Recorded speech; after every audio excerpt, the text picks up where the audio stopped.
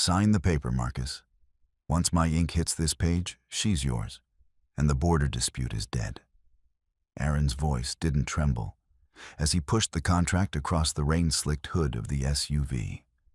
Lisa stood beside him, wrists bound with a thick nylon zip tie, the freezing rain plastering her dark hair to her hollowed cheeks.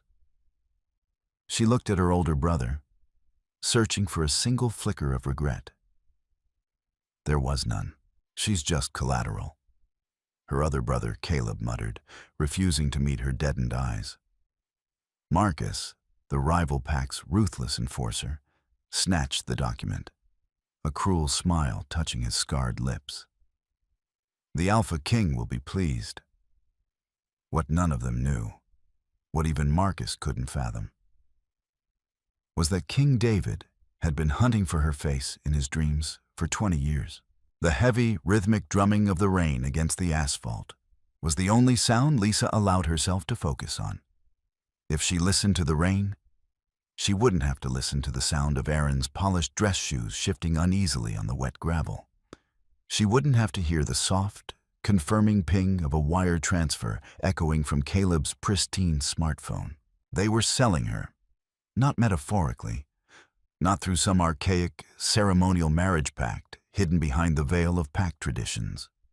It was a cold, calculated transaction executed on the hood of a black Mercedes SUV at the desolate border dividing the Crescent Ridge territory from the Obsidian domain. "Transfer cleared," Caleb whispered, his voice barely cutting through the storm. He shoved the phone deep into his wool coat. He still wouldn't look at her. "Then we are done here," Marcus replied. The Obsidian enforcer towered over them, his broad shoulders practically blocking out the headlights of the waiting convoy. He gestured sharply with two thick fingers. Two men in dark tactical gear stepped forward, their movements entirely silent despite the heavy boots they wore. They flanked Lisa instantly. One gripped her left bicep, the other her right.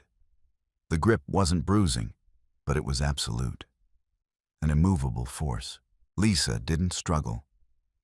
She had spent the last 48 hours exhausting every ounce of fight she possessed. She had screamed in the halls of her ancestral home. She had thrown her grandmother's porcelain vases at Aaron's head. She had begged Caleb, reminding him of the days she used to patch up his scraped knees when their parents were too busy running the pack to care. None of it had mattered. The Crescent Ridge pack was bankrupt, bleeding out from years of Aaron's catastrophic gambling debts and poor territorial management. The Obsidian pack was a titan, swallowing up smaller territories with corporate precision. Lisa was the only asset they had left that King David's people found remotely interesting. "Lisa," Aaron said, finally speaking directly to her as the guards began to turn her toward the idling vehicles. His voice carried a pathetic, practiced edge of sorrow. "It's for the pack. You know this is the only way we survive." She stopped. The guards halted with her, glancing to Marcus for direction. But Marcus merely tilted his head, watching the exchange with mild, predatory amusement. Lisa turned her head slowly. The rain ran down her jaw, dripping from her chin. Her storm-gray eyes, usually so full of warmth and defiance, were flat, hardened into chips of slate.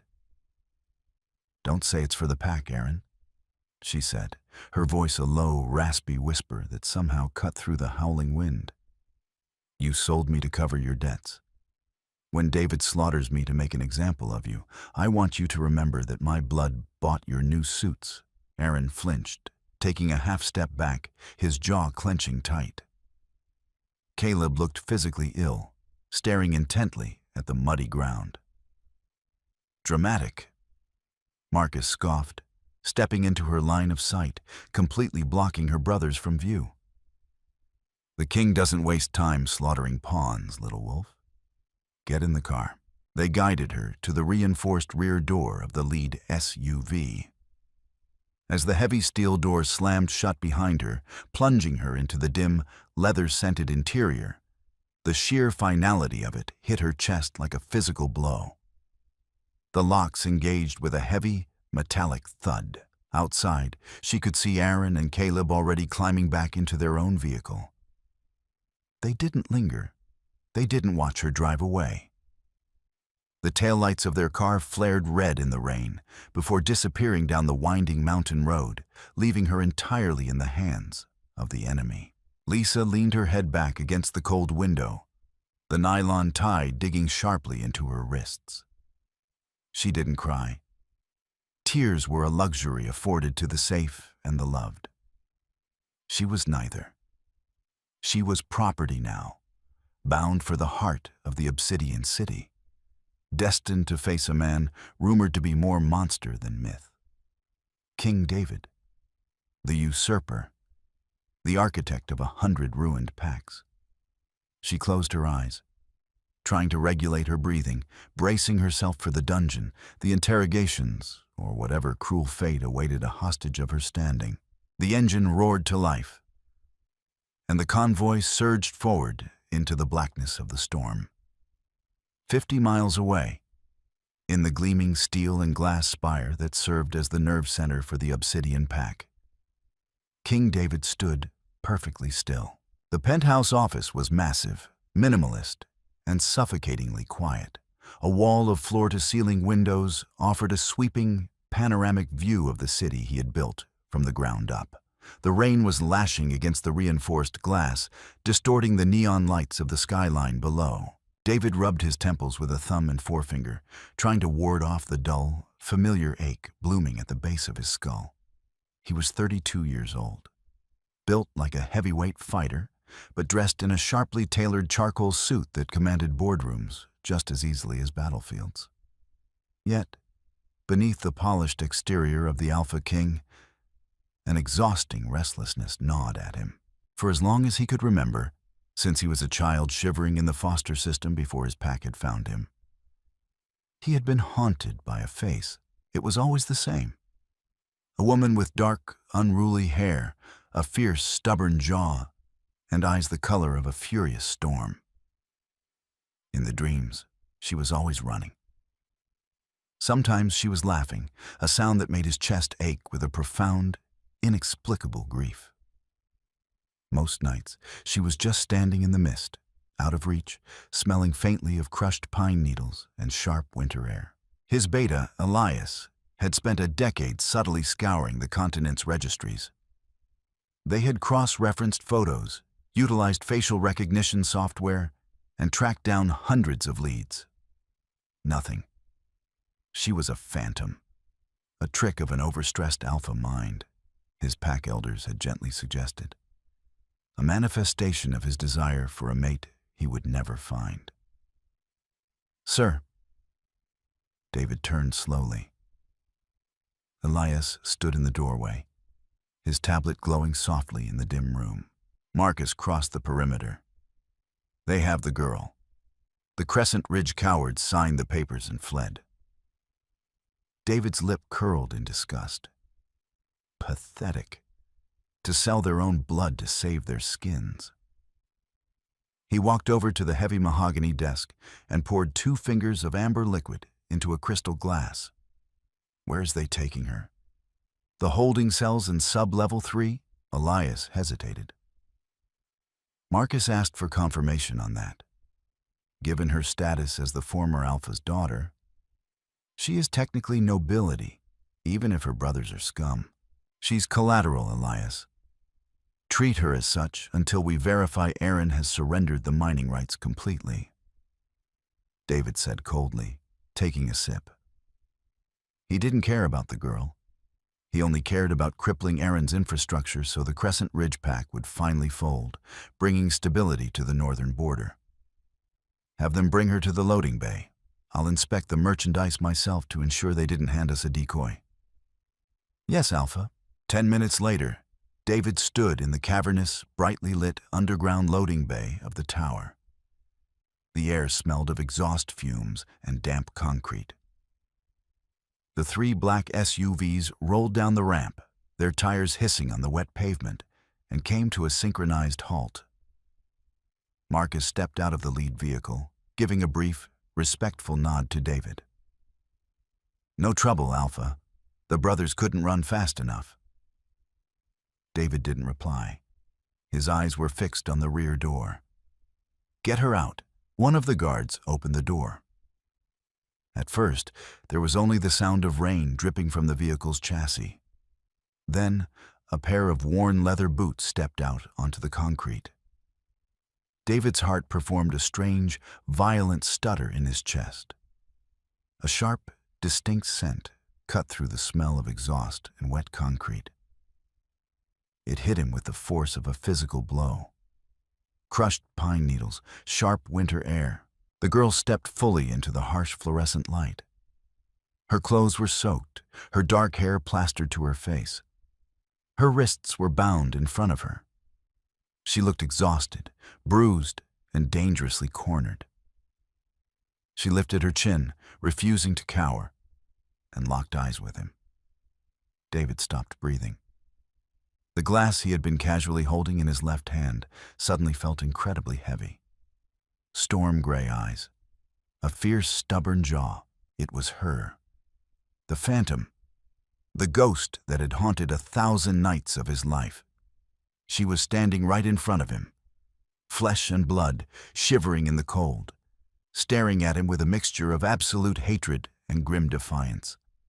The silence in the garage stretched until it felt like it might snap. Marcus and the guards shifted uncomfortably, unsure why the king had suddenly frozen, why the air around them had suddenly grown impossibly dense, crackling with an unseen, suffocating pressure. David's hands balled into fists at his sides. He couldn't speak. The shock was so profound it bordered on agony. His wolf, usually a disciplined, quiet force within him, was suddenly thrashing against his ribs, howling a single deafening word in his mind. Mine. Take the bindings off her. David's voice was dangerously quiet, lacking its usual booming authority. It sounded strained, almost hollowed out. Marcus blinked, clearly taken aback. Alpha? She's hostile. She tried to stab Caleb with a pen during the ride to the drop point. David didn't look at Marcus. He couldn't tear his eyes away from Lisa. He watched the subtle tremor in her shoulders, the way she was trying to mask her shivering by keeping her spine rigidly straight.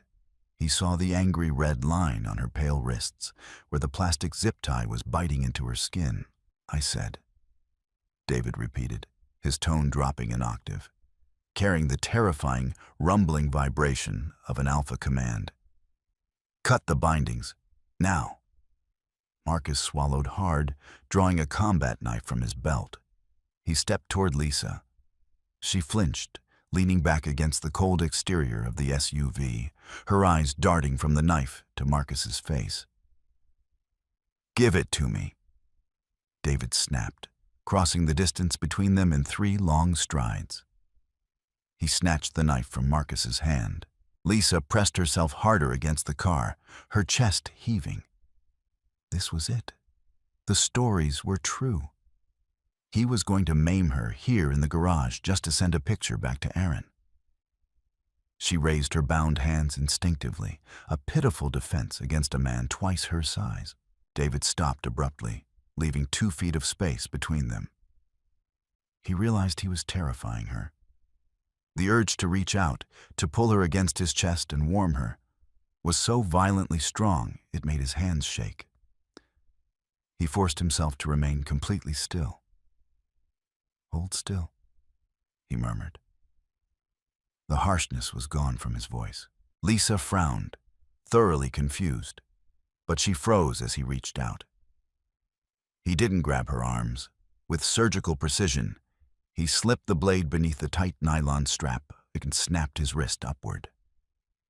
The tie broke with a sharp crack, falling to the concrete floor. Lisa immediately pulled her hands back, rubbing her raw wrists, staring at him as if he had just sprouted a second head. Elias, David said, stepping back. putting the knife away. Bring her to the penthouse. Use the private elevator. Elias, who had been watching the entire exchange with narrowed, calculating eyes, nodded slowly. And the holding cell? Cancel it. David finally forced himself to look away from her, turning on his heel. She stays on my floor. Lisa's voice cracked like a whip through the garage. No. David stopped in his tracks. He slowly turned his head. She was rubbing her wrists, her posture tense, ready to bolt, even though there was nowhere to go. I know how this works, Lisa said, her voice shaking but laced with venom. I'm a hostage. Put me in a cell. I'm not playing your sick games in some penthouse. Marcus growled at the disrespect. Taking a step forward, David raised a single hand, stopping the enforcer instantly. He looked at Lisa, really looked at her. Beneath the bravado, he saw the sheer, unadulterated terror swimming in those gray eyes he knew so intimately. She thought he was going to assault her. The realization made him feel physically sick. You are not a hostage, Lisa, David said softly. It was the first time he had spoken her name aloud, and it tasted like salvation on his tongue. Then what am I? She spat back. Aaron sold me to you for $50 million and a strip of logging territory. That makes me property. Aaron is a fool who has no idea what he actually gave away, David replied, his eyes dark, intense, burning with a fierce, possessive heat that made Lisa's breath catch in her throat. You are coming upstairs because you are freezing, and because if anyone in this garage looks at you the wrong way, I will be forced to kill them. Elias, show her the way. Before she could argue, before she could process the bizarre, protective intensity in his words, David turned and walked away, disappearing into the shadows of the garage. 20 minutes later, Lisa found herself standing in the center of an impossibly large, opulent bathroom attached to a guest suite on the top floor of the tower. The door wasn't locked. Elias had simply handed her a stack of fresh, incredibly soft clothes, pointed to the sprawling shower, and told her to take her time. She stood in front of the massive vanity mirror, staring at her own reflection. She was a mess of bruises and dirt. But what confused her more than her appearance was the lingering feeling on her wrists, where David had stood near her, where his hand had brushed the air over her skin as he cut the tie. Her skin was tingling. It felt warm. It felt safe. She gripped the edges of the marble sink, her knuckles turning white. It was a trick. It had to be. Alpha Kings did not show mercy to the sisters of their enemies. She had to stay sharp. She had to figure out what his game was before it destroyed her. The hot water had washed away the mud and the chill, but it couldn't wash away the profound sense of displacement. Lisa stood in the center of the guest suite bedroom, swallowed by a pair of dark gray sweatpants and a black, long-sleeved Henley she had found neatly folded on the vanity. The clothes were ridiculously soft, smelling faintly of cedar and smoke, the exact scent that had rolled off King David in the garage. She rolled the sleeves up to her elbows, wincing as the fabric brushed against the red, chafed skin of her wrists. She took a deep breath, steeling herself. Hiding in the bathroom wasn't a strategy. When she pushed the bedroom door open, she didn't find a cell block or armed guards. The penthouse living area was a sprawling masterpiece of mid-century modern design, illuminated by the muted glow of the city lights pouring through the rain-streaked, floor-to-ceiling windows. David was standing by a massive marble kitchen island. He had discarded his suit jacket and tie. The top two buttons of his crisp white shirt were undone, and his sleeves were rolled up over muscular forearms. He was methodically arranging silver-domed plates on the counter. He didn't look up as she approached, but his broad shoulders tensed infinitesimally. I didn't know what you prefer. So I had the kitchen send up a little of everything. Lisa stopped a dozen paces away, her bare feet silent on the hardwood floor. Is this part of the psychological torture? Feed the prisoner a last meal before throwing her in the dungeon? David finally turned. The amber glow of a nearby lamp caught the harsh, architectural lines of his face. His dark eyes locked onto hers, and once again, Lisa felt that strange, breathless stutter in her chest. The sheer intensity of his gaze was suffocating. "There is no dungeon, Lisa," he said, his voice a low, soothing rumble that vibrated right through the floorboards. "And you are not a prisoner." "You bought me for $50 million, she fired back, crossing her arms protectively over her chest. "That makes me a captive. Let's not pretend this is a hospitality visit." David's jaw tightened. He picked up a silver fork, speared a piece of perfectly seared steak from one of the plates, and ate it. He then took a sip of the water poured into a crystal glass beside it. "Not poisoned," he said simply, stepping back from the island and gesturing to the stool. "Eat. You're practically dead on your feet. We can argue about the semantics of your presence here after you've had a hot meal." Her stomach betrayed her with a loud, violent rumble. She hadn't eaten since Aaron first locked her in her room 2 days ago to prepare the contract. Maintaining eye contact. Lisa slowly walked to the island and sat down on the edge of the leather stool, ready to bolt. She picked up a clean fork and took a bite of the steak. The rich, savory flavor exploded on her tongue, and she had to suppress a groan of relief. She ate mechanically at first, then ravenously, abandoning all pretense of manners. David stood on the opposite side of the island, leaning against the counter, simply watching her. He didn't speak. He didn't move. He just watched her with an expression she couldn't decipher. It wasn't the predatory hunger she was used to seeing from rival alphas. It looked more like reverence. Like he was studying a priceless artifact he had thought lost to the world. "Stop looking at me like that," she muttered, dropping her fork onto the empty plate. "Like what? Like you're trying to figure out how to dissect me?" A ghost of a smile touched the corner of David's mouth, a surprisingly soft expression that transformed his harsh features. "I'm not going to dissect you. I'm just making sure you're actually real." Lisa frowned, thoroughly thrown off balance. "What is that supposed to mean?"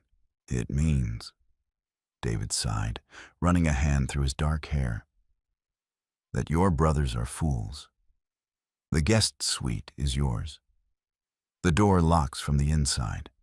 You have full access to this floor. Do not try to access the elevators without Elias. The security system will assume you are an intruder and lock the building down. Sleep, Lisa. You're safe here." He turned and began to walk away, dissolving into the shadows of the expansive living room. "Why?" she called out, her voice echoing in the quiet penthouse. "Why are you doing this? I'm the enemy." David paused, glancing back over his shoulder. The city lights cast half his face in deep shadow. "You were the enemy yesterday. Today, you are under my roof, and I protect what is mine." Lisa woke with a gasp, her hands instinctively grabbing the thick down comforter, expecting to find the cold nylon of the zip ties digging into her wrists. Instead, she found soft linen and morning sunlight filtering through the motorized blinds. She had slept for 12 uninterrupted hours. Panic flared briefly in her chest.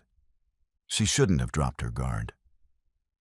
But as she sat up, the lingering scent of cedar and smoke in the room acted like a physical sedative, calming her racing heart. It was infuriating how safe her wolf felt in the heart of enemy territory.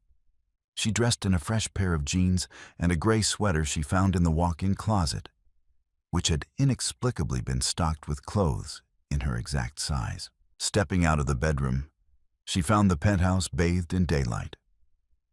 The storm had passed, leaving the city skyline crisp and glittering below. The living room was empty, but a low murmur of voices drew her toward a set of heavy, sliding oak doors at the end of the hall. They were cracked open just an inch. No, cannot simply let them walk away with the liquid capital, Alpha. Elias's sharp, clinical voice drifted through the gap. Aaron transferred the $50 million into a series of offshore holding companies less than an hour after the drop. He is already defaulting on the severance pay for the lower-tier PAC members of Crescent Ridge.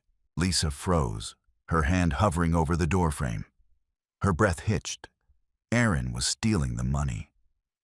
He wasn't using it to stabilize the PAC or pay their people. He was funneling it away to save himself. A bitter, acidic wave of betrayal washed over her. "I know," David's voice replied, sounding exhausted but authoritative. "Freeze the shell accounts through our banking contacts. I want every cent locked down by noon." "And the PAC members he abandoned?" Elias asked. "Winter is coming. Without that capital, the Crescent Ridge border towns will starve." There was a long silence. Lisa pressed her forehead against the cool wood of the doorframe, her eyes burning. Her brothers had sold her, and now they were leaving their own people to freeze. "Dispatch a relief convoy," David finally ordered. "Use the discretionary fund. Blankets, food, medical supplies. Send them under the Obsidian banner. Let the Crescent Ridge people know their Alpha abandoned them, but I will not let them freeze." "Sir," Elias cautioned, his tone carefully neutral. "Providing aid to an enemy territory. The Council will view this as soft. They will ask why you are spending our resources to fix Aaron's mess, especially when you already have the sister as leverage." "She is not leverage," David snarled, the sudden, violent force of his alpha aura bleeding through the crack in the door, making Lisa's knees weak. "And I don't give a damn what the Council thinks. A weak leader starves his people to feed his pride. I spent the first 8 years of my life freezing in alleyways because a weak alpha abandoned my birth pack. I will not watch it happen to another territory on my border. Do it, Elias." "Yes, Alpha." Lisa stumbled back from the door, her heart hammering against her ribs. She retreated to the kitchen, leaning heavily against the marble island, her mind spinning.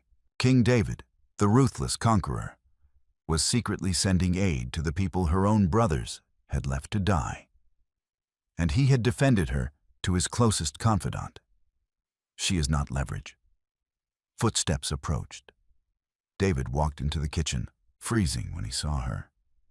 He was dressed in a tailored black suit, looking every inch the terrifying monarch he was supposed to be. But his dark eyes instantly softened as they landed on her. "You're awake," he said softly, stopping at a respectful distance. Lisa stared at him, seeing past the tailored suit and the imposing height, seeing the ghost of the freezing, abandoned boy he had just spoken about. "You're sending food to my pack." David's expression shuddered, a wall of cool composure slamming down. He shot a glare toward the hallway. "You were listening." "You didn't lock the door," she countered, her voice trembling slightly. "Why are you helping them, David? They hate you. I'm supposed to hate you." David took a slow step forward. He reached out, hesitating for a fraction of a second, before his knuckles gently brushed against her jawline. The physical contact sent a jolt of electricity straight down her spine. Her wolf purred, a sound she desperately tried to suppress. "I don't care if they hate me, Lisa," he murmured, his thumb lightly tracing the shadow of a bruise on her cheek. "I only care that you survive this intact." She swallowed hard, her eyes locked on his lips, suddenly acutely aware of how close he was, of the heat radiating from his chest. "I don't understand you." "I know," he whispered, slowly pulling his hand away, leaving her skin burning where he had touched it. but I have all the time in the world to explain. The fragile peace of the penthouse shattered 3 days later. Lisa was sitting in the library, a massive room lined with thousands of leather-bound books, trying to lose herself in a novel when the heavy oak doors banged open. Elias stood in the doorway, chest heaving, his normally immaculate suit slightly rumpled. He didn't look at Lisa. His eyes locked instantly on David, who was working at a mahogany desk in the corner. "Alpha, we have a breach." David stood up slowly, the air in the room suddenly dropping 10 degrees. "Where?" "Sector 4, the Silver Creek mine," Elias said grimly. "Aaron didn't flee the territory like we assumed. He used a fraction of the frozen funds to hire a dozen rogue mercenaries before the accounts locked. They hit our border patrol 20 minutes ago. 2 of our wolves are severely injured." Lisa dropped the book. It hit the floor with a heavy thud. The sound was deafening in the sudden, suffocating silence of the room. Aaron, idiot. He was trying to take back the very asset he had traded her for, likely assuming David wouldn't retaliate for fear of damaging his hostage. He was gambling with her life. Again. David didn't look at her. His face was a mask of terrifying, cold fury. The protective, gentle man who had brushed her cheek was gone, replaced instantly by the Alpha King who had crushed rebellions with an iron fist. "Prep the tactical teams," David said, his voice lethal. "I want them surrounded. No survivors among the mercenaries. Bring Aaron to me alive." "Wait!" Lisa was on her feet before she even realized she had moved. Both men turned to look at her. Elias looked annoyed. David just looked tired. "Lisa, go back to the guest suite," David commanded softly. But there was no room for argument in his tone. "He's my brother," she said, taking a step toward the desk. Her heart was in her throat. She expected David to sneer, to tell her that her brother had forfeited his right to live. Instead, David held her gaze. "He attacked my men, Lisa. He broke a blood-signed treaty. He did it knowing I hold you here. He assumes I will execute you in retaliation, and he clearly doesn't care. Do you understand what that means?" The words were a physical blow, validating her deepest, darkest fears.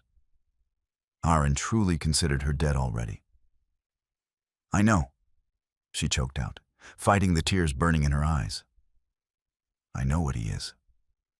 But I also know the Silver Creek mine. I practically grew up playing in those tunnels." Elias frowned, stepping forward. "Alpha, this is a security risk. She shouldn't—" "Quiet, Elias," David snapped, never taking his eyes off Lisa. He walked around the desk, stopping just inches from her. The height difference forced her to tilt her head up to meet his intense stare. "What are you saying?" "I'm saying Aaron is a coward," Lisa said, her voice dropping to a harsh, steady whisper. She was severing the final thread of loyalty to her bloodline, right here, right now. He won't be leading the charge. He'll be hiding in the secondary ventilation shaft at the North Ridge, letting the mercenaries do the dying. If your men go in through the main entrance, it'll be a bloodbath. It's a choke point. David stared at her, searching her eyes. He was looking for deception, for a trap. But all he found was a profound, weary honesty. She was choosing his men over her brother's ego.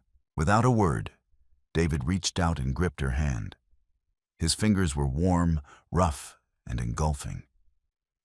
He pulled her gently but firmly toward the center of the room, where a large, flat-screen tactical table sat dormant.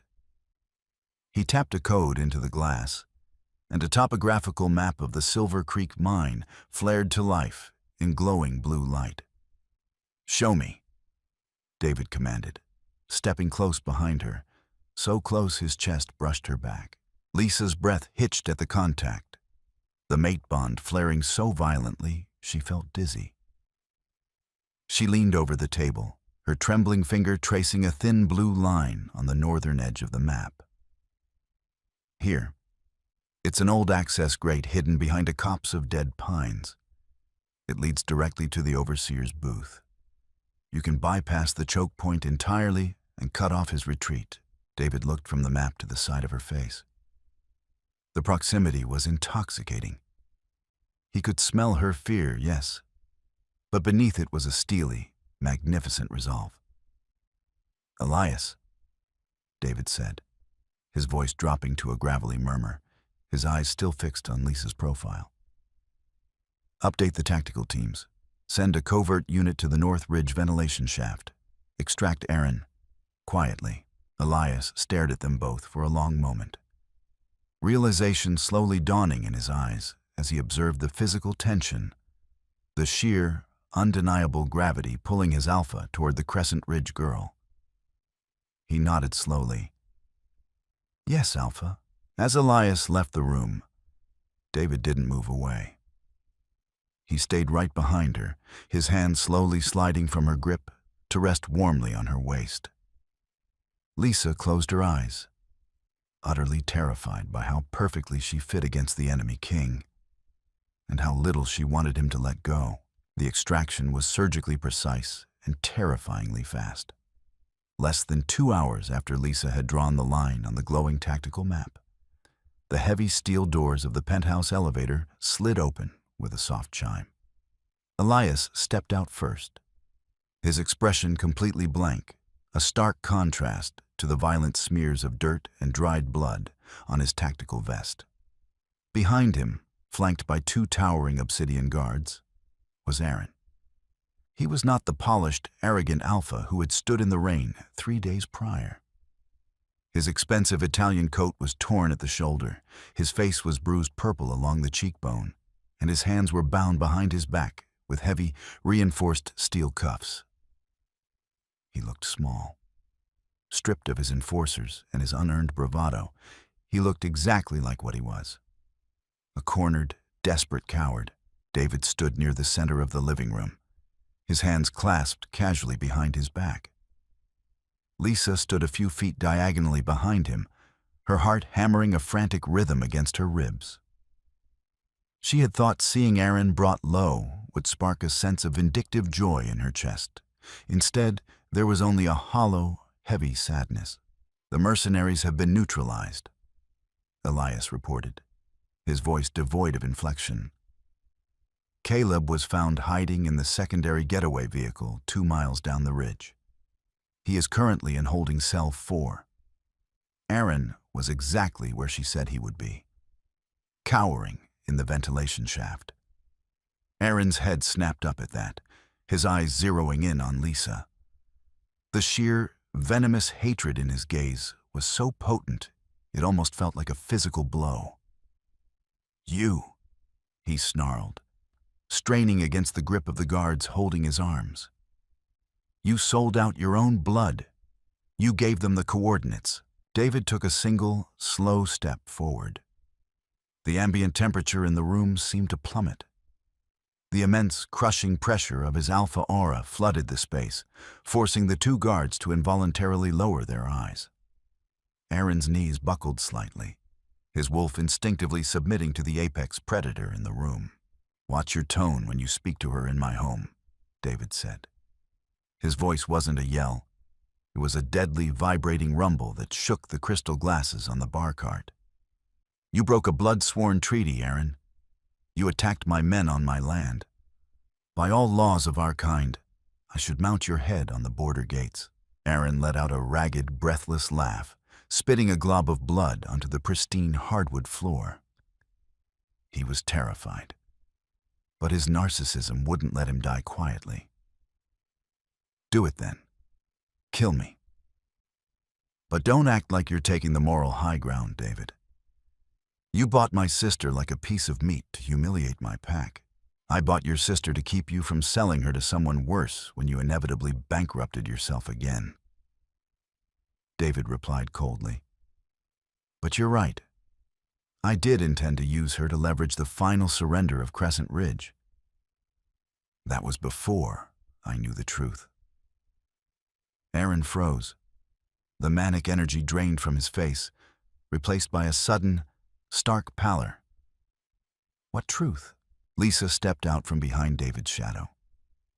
The fear that had kept her quiet for her entire life was entirely gone, burned away by the fires of her brother's repeated betrayals. Why did you do it, Aaron? The gambling debts were bad, but $50 million. You sold me for an empire's ransom. You could have surrendered the mining rights and kept me. Why did I have to be part of the transaction? Aaron looked away, his jaw working furiously. You were collateral. You're lying, David interjected quietly. My financial analysts tore through the Crescent Ridge accounts this morning. Your father's estate was locked under a secondary trust. A trust that only unlocks upon the ascension of the true, named Alpha heir. David tilted his head, his dark eyes boring into Aaron's soul.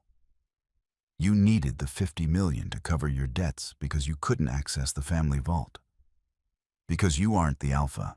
Lisa felt the breath leave her lungs in a sharp rush.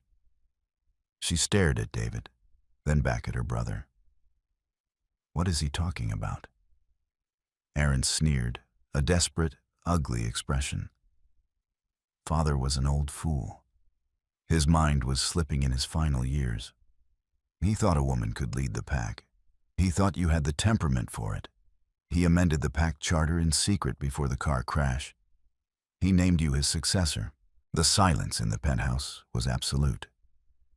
The city outside seemed to fade into nothingness. You hid the charter, Lisa whispered, the fragments of her life suddenly aligning into a horrifying, crystal-clear picture. The way Aaron had kept her isolated. The way he had refused to let her attend council meetings. The way he and Caleb had constantly demeaned her instincts. You didn't sell me to save the pack. You sold me to the most ruthless Alpha on the continent, hoping he would kill me so you would be the last living bloodline heir. You are soft, Aaron shouted, struggling violently against the guards. You would have turned Crescent Ridge into a charity. I did what I had to do to maintain our strength. Get him out of my sight, David commanded, disgusted. Put him in solitary. We will deal with him at dawn. As the guards dragged a screaming Aaron toward the elevator, Lisa stumbled backward until her spine hit the cool glass of the window. Her entire life, her grief over her parents, her loyalty to her pack, it had all been a meticulously crafted lie to keep a stolen crown upon a coward's head. The penthouse was suffocatingly quiet after the elevator doors closed. Elias had vanished seamlessly, leaving David and Lisa entirely alone. Lisa slid slowly down the glass window until she was sitting on the floor, her knees pulled tight to her chest. She wasn't crying. The shock was too profound, too deeply rooted for tears.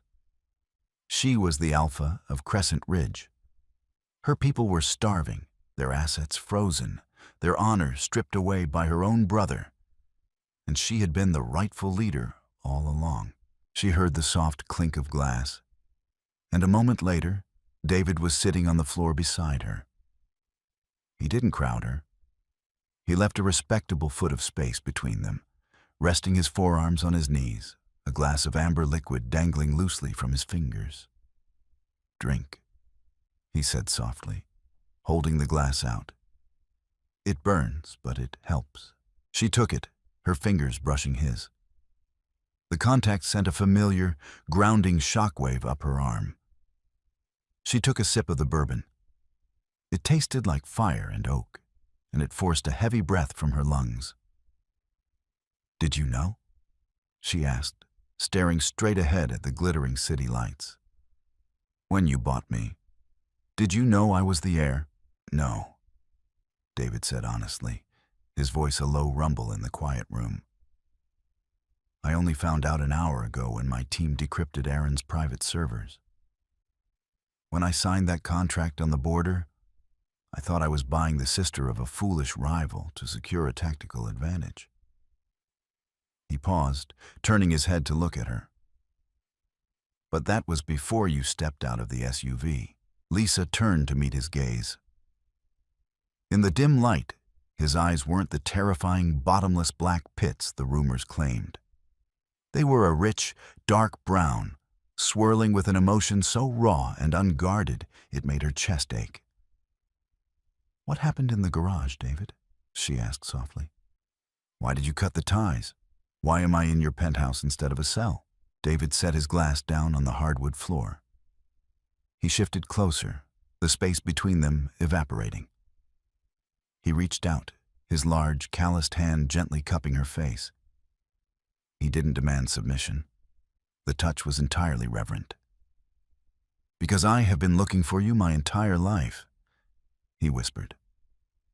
Lisa froze, her breath catching in her throat. "What?"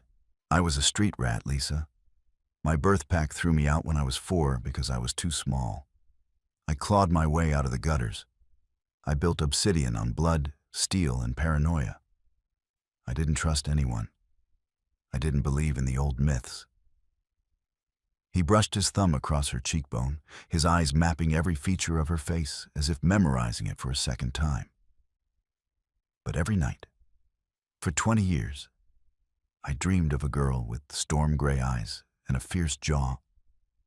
She smelled like crushed pine needles and smoke. She was the only warm thing in a world made entirely of ice." Lisa's heart hammered against his palm. The scent he described.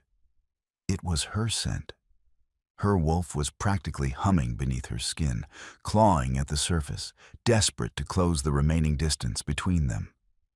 The legends of true mates were considered fairy tales, ancient biology bred out of their kind centuries ago.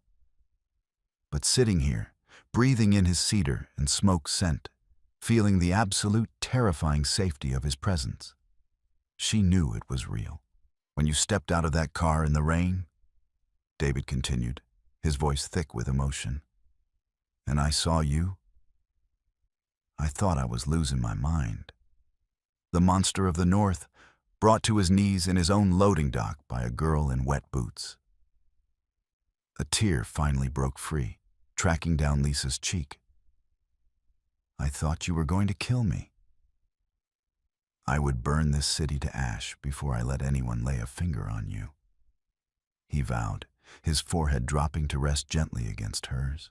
The physical contact shattered the final barrier between them. The mate bond, ancient and undeniable, snapped fully into place.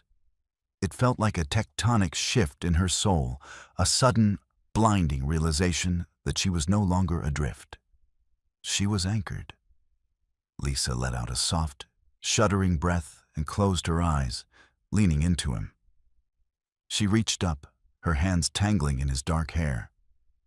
David groaned, a deep, primal sound, and his arms wrapped around her waist, pulling her flush against his chest. When their lips met, it wasn't a tentative exploration. It was a collision of two lonely, hardened souls finally finding home.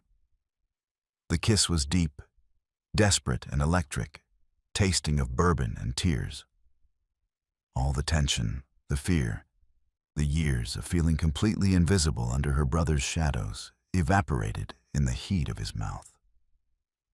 He kissed her like she was a queen. He kissed her like she was the only thing keeping his heart beating. When they finally broke apart, breathless and clinging to each other, David rested his hand over her racing heart.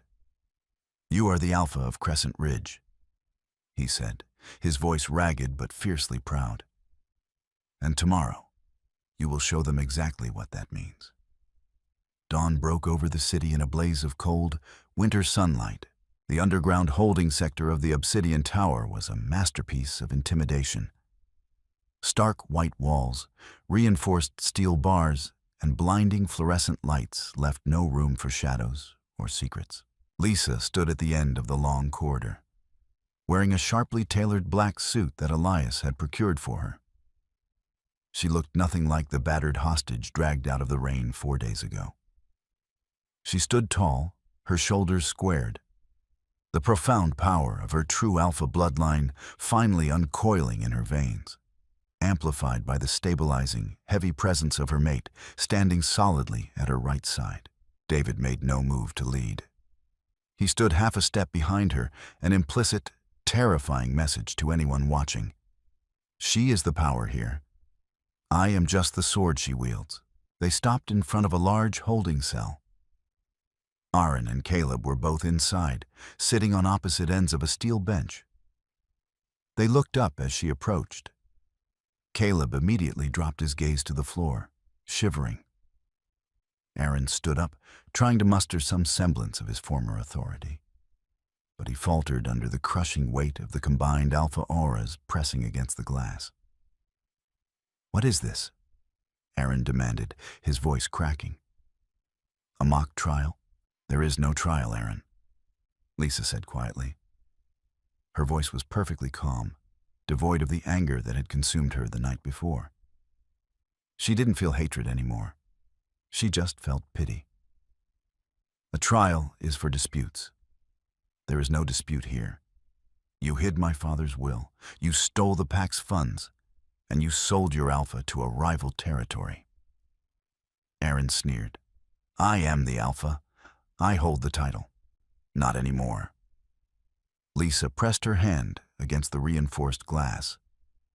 She let her wolf rise to the surface, her gray eyes flashing with a sudden, brilliant gold luminescence. The sheer, overwhelming dominance of a true-born pack leader flooded the corridor.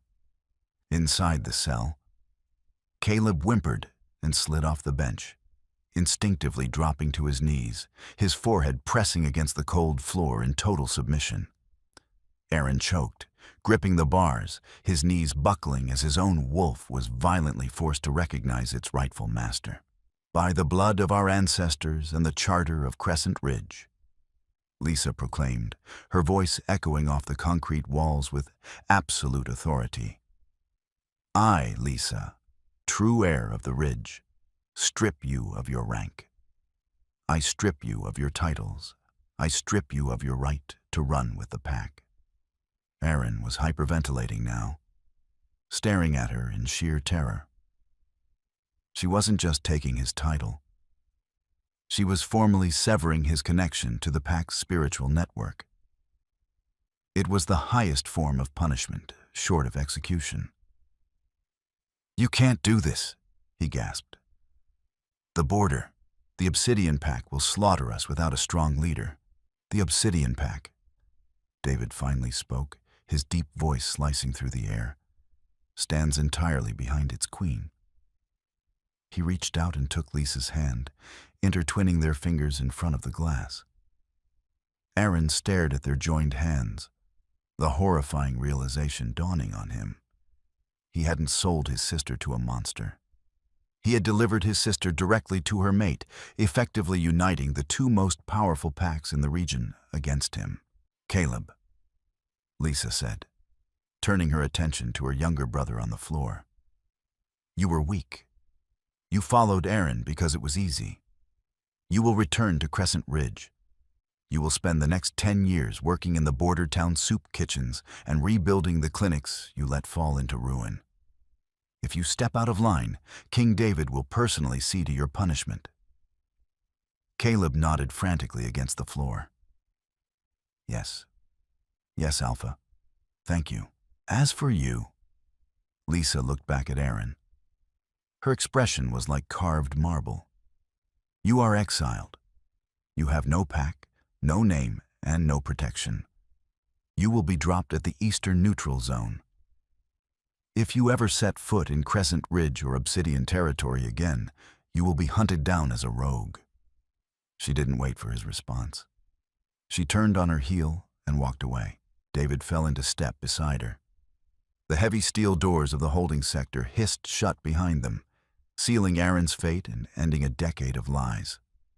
Later that evening, Lisa stood on the balcony of the penthouse. The winter air was sharp and biting, but she didn't feel the cold. The heavy coat draped over her shoulders smelled of cedar and smoke. David stepped out onto the balcony, wrapping his arms around her waist from behind. pulling her back against his chest. He rested his chin on the top of her head as they looked out over the sprawling, glittering metropolis of the Obsidian Pack, and the dark, forested mountains of Crescent Ridge looming in the distance. Elias dispatched the relief convoys an hour ago, David murmured into her hair. And Caleb is on his way to the border towns under guard. It's done. It's just beginning, Lisa corrected softly, resting her hands over his. She wasn't a hostage anymore. She wasn't a pawn, and she wasn't hiding.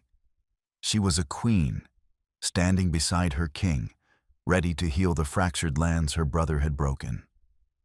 Then we begin together, David promised, turning her in his arms and kissing her deeply beneath the winter stars, the phantom in his dreams finally. Perfectly real. The story of Lisa and King David ends here, with the usurper exiled and two powerful packs united through a bond of destiny and resilience. If you enjoyed this cinematic tale of betrayal, undeniable mate bonds, and a woman claiming her rightful crown against all odds, please take a moment to like, share, and subscribe to our channel. Your support allows us to keep bringing you intense, dramatic, and emotionally resonant modern romances. Drop a comment below and let us know what your favorite twist was and what kind of story you'd like to see next.